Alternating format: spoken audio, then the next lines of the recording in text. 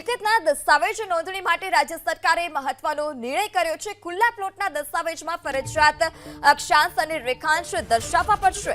દસ્તાવેજમાં બાંધકામ ફોટોગ્રાફ્સ નહીં બતાવી અને ખુલ્લા પ્લોટના બતાવતા હતા ફોટો, જ્યારે ખુલ્લા પ્લોટ દર્શાવાતા હોવાથી સરકારને સ્ટેમ્પ ડ્યુટીની આવકમાં નુકસાન થતું હતું, ત્યારે નુકસાન અટકાવવા હવે સરકારે અક્ષાંશ અને રેખાંશ દર્શાવવાનું ફરજિયાત કર્યું છે।